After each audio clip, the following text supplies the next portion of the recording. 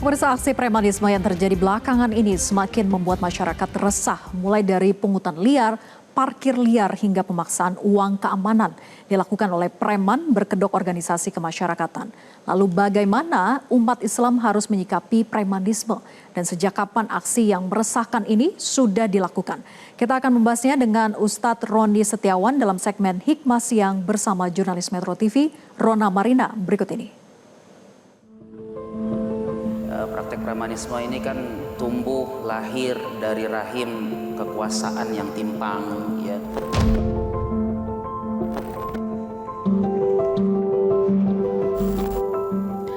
Premanisme merupakan sebutan peyoratif bagi sekelompok orang dengan cara memeras, mengganggu, bahkan melakukan kekerasan kepada kelompok tertentu maupun para individu. Bahkan premanisme ini sudah ada sejak zaman Nabi Muhammad SAW. Nah, lantas seperti apa pandangan Islam mengenai premanisme ini dan seperti apa kita sebagai umat dan juga masyarakat ini menyikapi terkait dengan premanisme? Langsung saja akan kita bahas bersama dengan Ustadz Roni Setiawan selaku seorang pengajar dan juga bagian dari Himpunan Dai Muda Indonesia. Assalamualaikum Ustadz. Waalaikumsalam warahmatullahi wabarakatuh. Apa kabar Ustadz? Alhamdulillah, luar biasa, saya sehat. Nah Ustadz, selain pengajar, Ustadz juga bagian dari Himpunan Dai Muda Indonesia, betul ya Ustadz? Betul, ya? betul. Sekarang saya terlibat dalam organisasi Himpunan Dai Muda Indonesia, di mana semua dai-dai muda berkumpul dari berbagai macam latar belakang, ya, dari ormas manapun kita kumpulkan agar kita bisa menebarkan banyak manfaat buat umat, insya Allah, begitu. Nah ini seperti itu ya tadi pengenalan dari Ustadz Roni Setiawan. Nah untuk membahasnya lebih jauh ini berikut kita simak lebih dahulu informasi berikut ini. Polda Lampung bersama jajaran Polres mengamankan 399 orang saat melakukan operasi penyakit masyarakat atau PEKAT. Kapolda Lampung, Irjen Helmi Santika mengatakan 399 orang yang diamankan berasal dari 224 perkara diantaranya pencurian berat, pencurian dengan kekerasan, dan pencurian motor. Selain itu, mereka juga terlibat pungli dan pemerasan. Dari 399 orang yang diamankan, 121 orang telah ditetapkan sebagai tersangka, sementara 278 orang dilakukan pembinaan. Polisi juga menyita berbagai macam barang bukti, seperti 2 unit mobil, 51 motor, 3 senjata api, 8 amunisi, dan 17 senjata tajam. Helmi pun berkomitmen akan terus menindak tegas segala bentuk kejahatan khususnya premanisme di wilayah Lampung. Anggotanya juga terus melakukan kegiatan patroli demi melindungi masyarakat. Aparat kepolisian dari Polsek Mauk menggelar razia premanisme di sepanjang Jalan Raya Mauk, Kabupaten Tangerang, Banten pada Rabu sore. Dalam razia preman ini, 2 orang juru parkir liar ditangkap karena kerap meminta uang dari para supir truk. Polisi yang melakukan penggeledahan terhadap 2 juru parkir liar berinisial I dan S ini kemudian menemukan sejumlah uang hasil pungli. Kapolsek Mauk, AKP Subarjo mengatakan dalam sehari kedua juru parkir liar ini bisa mendapatkan uang sebesar Rp70.000. Dari hasil pemeriksaan, kedua juru parkir liar ini tidak terbukti melakukan pemaksaan dan kekerasan sehingga hanya diberi sanksi teguran dan pembinaan. Polsek Mauk sendiri telah melakukan pemetaan terhadap lokasi yang menjadi sarang premanisme. Nantinya, Polsek Mauk akan melakukan pengecekan ke lokasi tersebut. Tim Liputan Metro TV. Dan pemirsa, untuk membahas lebih jauh mengenai persoalan premanisme yang hingga hari ini terus merajalela bahkan meresahkan masyarakat, langsung saja kita akan berdialog dengan Ustadz Roni Setiawan ya Ustadz ya. Ya. Nah Ustadz, ini pertanyaan pertama Ustadz, apa betul premanisme ini sudah ada sejak zaman Nabi Muhammad SAW? Mungkin bisa dijelaskan Ustadz. Baik, jadi Mbak Rona, praktek-praktek premanisme ini sebetulnya bukan hal baru dalam lembaran sejarah kehidupan manusia, ya. Praktek premanisme ini kan tumbuh lahir dari rahim kekuasaan yang timpang, ya, lalu hukum yang lumpuh, lalu kemudian perut-perut lapar yang memberontak, begitu ya. Dalam sejarahnya demikian. Nah, dalam Islam pun demikian. Di masa Nabi SAW, praktek premanisme ini benih-benihnya tumbuh pada tanah-tanah jahiliyah pada saat itu, menjelma pada sosok-sosok seperti Abu Jahal, Abu Lahab, Umayyah bin Khalaf, ya, dan juga para elit-elit Quraisy pada saat itu, Mbak Rona. Contoh nyata, misal dalam kitab sejarah itu kita bisa ambil, ya, bukti nyatanya pada kisah Bilal bin Rabah. Bilal bin Rabah itu ketika mengenal Islam, ketika kemudian tahu ajaran Nabi Muhammad SAW, dia nyatakan akidahnya, dia nyatakan keimanannya. Lalu ketika dia nyatakan keimanannya, dia katakan ahad, ahad, ahad, Allah yang Maha Esa, Allah yang Maha Esa. Maka seketika itu juga kemudian Umayyah bin Khalaf selaku majikan Bilal pada saat itu melakukan tindakan premanisme tuh. Kenapa? Karena dia merasa punya kekuasaan, dia punya status sosial yang lebih tinggi, dan dia punya kekayaan pada saat itu. Ya, dan bukan hanya pada Bilal, di masa Nabi banyak praktik-praktik premanisme yang serupa sebetulnya. Contoh pada keluarga Yasir, pada keluarga Sumayyah pada saat itu ya. Sumayyah ini seorang muslimah yang pertama kali mati syahid di jalan Allah Subhanahu wa taala. Jadi kalau kita mau cek gitu ya, apa sih hebatnya perempuan dalam Islamnya, ada perempuan pertama nih. Namanya Sumayyah. Perempuan pertama yang kemudian meregang nyawa dalam kondisi syahid di jalan Allah dalam rangka mempertahankan akidah dan juga keimanannya. Ya, siapa yang kemudian melakukan tindakan premanisme ini? Yaitu preman pada saat itu di bawah pimpinan Abu Jahal. Begitu. Ya, saat itu berarti dapat dikatakan bahwa itu kan berperang melawan kekuasaan begitu ya. Betul. Nah, itu seperti apa dulu sikap Nabi Muhammad SAW dalam mungkin memberantas premanisme ini sendiri?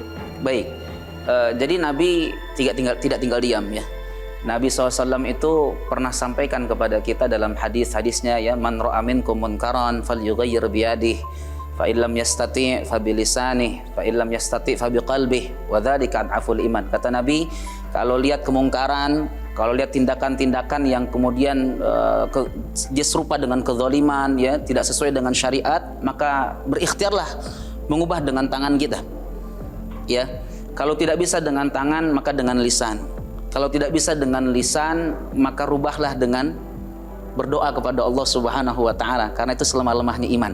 Nah, di masa Nabi ketika masa periode Mekah pada saat itu, Nabi kan belum punya kekuasaan. Maka yang Nabi banyak lakukan pada fase-fase itu tentu berdialog, Mbak. Ya, banyak berdialog, banyak melakukan diskusi dengan para elit-elit Quraisy gitu ya. Dan ini sepertinya yang mesti kita lakukan juga. Ya, preventif sebelum kemudian represif. Kan begitu ya. Jadi jangan sampai kita represif dulu, tapi preventif dulu. Ya, maka Nabi mengajarkan kita, Nabi itu bukan hanya menebas dosa, tapi Nabi menumbuhkan iman, takwa serta akhlak pada diri manusia saat itu. Ya, dan ini yang Nabi kemudian lakukan. Pertama, Nabi kemudian lakukan tindakan-tindakan preventif, berdialog dengan orang-orang Quraisy, walaupun pada hasilnya memang di Mekah saat itu nggak bisa tuh. Ya, tapi ketika Nabi berpindah ke Madinah, Nabi di situ punya kekuasaan, Nabi di situ kemudian punya status yang tinggi ya pada saat itu ya. Maka Nabi tegakkan sistem, Nabi tegakkan aturan, Nabi tegakkan hukum. Ya, tadi saya sampaikan di awal bahwasanya premanisme ini lahir karena apa? Karena hukum yang lumpuh, Mbak. Maka dalam kitab Turuq Al-Hukmiyah, Imam Ibnu Qayyim Al-Jauziyah itu menyampaikan tuh, ya, keadilan hukum adalah asas hadirnya stabilitas nasional dan stabilitas sosial. Iya, betul. Maka kalau negeri itu adil, ya, hukumnya adil, tidak tebang pilih, ya, hukumnya kemudian dibuat untuk semua kalangan, ya, maka saya rasa itu bisa untuk meminimalisir angka-angka premanisme di negeri kita juga, insya Allah, ya. Dan Nabi SAW ketika sudah mendirikan dan membangun sistem pada saat itu, nggak cukup sampai sana juga, tapi Nabi lakukan juga kemudian tarbiyah kepada para sahabat. Ini yang paling penting, karena hari ini kita lihat banyak orang cerdas, banyak orang pintar, dan sekolah-sekolah mencetak itu. Sekolah mencetak manusia yang pintar tapi tega melakukan kekejaman pada manusia. Sekolah mencetak manusia yang cerdas tapi dia tega menjual kebenaran demi keuntungan, begitu. Kan gitu ya. Maka Nabi pada saat itu fokus pada tarbiyah. Pendidikan akhlak, moral, adab kepada para sahabat, memberikan pengajaran yang benar kepada sahabat. Mana yang boleh dilakukan, mana yang tidak boleh dilakukan. Mana yang halal untuk dikerjakan, mana yang tidak boleh dikerjakan. Begitu. Berarti pada intinya bahwa saat itu Nabi memiliki ketika sudah memiliki kekuasaan pun tidak disalahgunakan. Betul. Gitu ya, Ustaz, digunakan untuk membela yang benar. Betul. Lantas sebetulnya seperti apa dalam hukum Islam, Ustaz, mengenai premanisme ini sendiri? Baik. Dalam Islam sebetulnya banyak kata-kata yang serupa dengan premanisme ya. Ada kata al-bagyu misal, ya, perampasan, penindasan, perampokan. Ada rahbah, wa tahdid, ya, ada ancaman, teror dan seterusnya ya. Nah, dalam Islam tentu tindakan-tindakan ini tidak dibenarkan. Ya, atau kita bisa katakan ini diharamkan oleh Allah Subhanahu wa taala. Dan kita sering tuh kalau yang laki-laki ikut khutbah Jumat, innallaha ya'murukum bil adli wal ihsan wa ita'i dzil qurba wa yanha 'anil fahsya wal munkari wal baghi. Allah itu memerintahkan kepada kita untuk berlaku adil, ya, ihsan, berbuat baik kepada semua manusia, ya. Dan juga Allah memerintahkan kita untuk tidak berbuat al-bagh. Apa itu? Menindas orang, meneror orang, menakut-nakuti orang.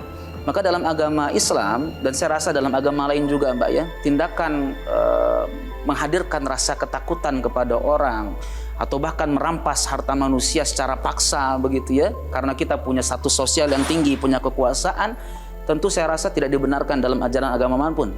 Dalam Islam pun demikian. Ya, kenapa? Karena kalau kita tengok Mbak, Islam ini kata Nabi, al-muslim man salimal muslimun min lisanih wa yadayhi. Bagaimana seorang muslim itu kata Nabi? Kata Nabi begini Mbak, muslim itu adalah orang yang ketika orang lain berada di dekatnya, dia merasa aman dari gangguan tangan dan lisannya. Jadi kalau Mbak Rona dekat saya misal, maka saya pastikan Mbak Rona akan aman dari gangguan tangan dan lisan saya. Ya, saya sering sampaikan ke murid saya aman bagimu. Muslim harus punya prinsip ini. Saya aman bagimu.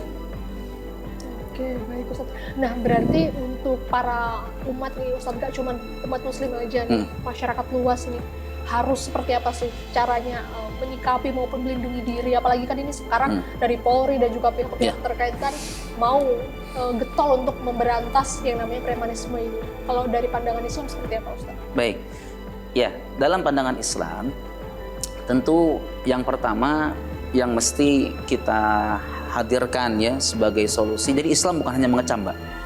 Islam bukan hanya mengecam premanisme, tapi Islam menghadirkan solusi atas segala permasalahan yang hadir ke tengah-tengah umat. Termasuk fenomena sosial yang sedang kita hadapi sekarang, maraknya premanisme ini. Nah, apa kemudian solusi dari Islam untuk tindakan ini? Yang pertama tadi saya sampaikan ya, bahwasanya penting bagi kita hari ini untuk menegakkan syariat, menegakkan hukum. Ya, tentu bagi pemerintah yang punya kekuasaan sekarang ya. Kalau kemarin rame-rame orang diskusi ini perlu ada nih revisi tentang ormas. Ya Mbak ya, agar kemudian aturannya jelas. Dan aturannya jangan tebang pilih. Ya, jangan sampai kita punya aturan, punya hukum bisa dibeli. Karena kalau hukum bisa dibeli, maka preman merajalela. Ya, begitu. Maka hukum harus ditegakkan. Demi apa? Demi keadilan untuk semua. Begitu. Maka dalam Islam, contoh Mbak, Nabi SAW itu Mbak, itu pernah katakan gini, "Lau anna Fatimah binta Muhammad sallallahu alaihi wasallam saraqat laqata'tu yadaha." Apa kata Nabi? Kata Nabi gini Mbak, kalaulah kemudian Fatimah binti Muhammad, Fatimah anak saya itu kata Rasul, saraqat, dia mencuri, laqata'tu yadaha, maka saya sendiri akan potong tangannya. Nah, terima kasih banyak Ustadz Roni Setiawan untuk wawancaranya bersama Metro TV pada siang hari ini Ustadz ya. Ilmu-ilmu ini semoga akan nyampai ke masyarakat yang lebih luas lagi. Karena memang ternyata dari kesimpulannya kita berbincang dan berdialog bersama Ustadz Roni ini ternyata Islam ini juga mengecam terkait dengan aksi dari premanisme yang hingga saat ini pun masih marak begitu, dan sudah selayaknya kita sebagai umat begitu, tidak hanya umat muslim saja namun seluruh masyarakat ini bisa meneladani sikap dari Nabi Muhammad SAW ya Ustaz, terkait dengan apabila diberi kekuasaan ini tidak dibutakan. Betul. Namun justru ketika diberi kekuasaan ini digunakan untuk membangun ataupun membuat hukum yang bisa adil untuk seluruh lapisan masyarakat. Betul. Tidak mengenal usia, tidak mengenal perekonomiannya seperti apa, baik itu yang menengah, yang bawah maupun yang atas begitu ya Ustaz ya. Betul. Baik. Nah, dari Jakarta, Rona Marina, Yahdin Safrizal, Metro TV.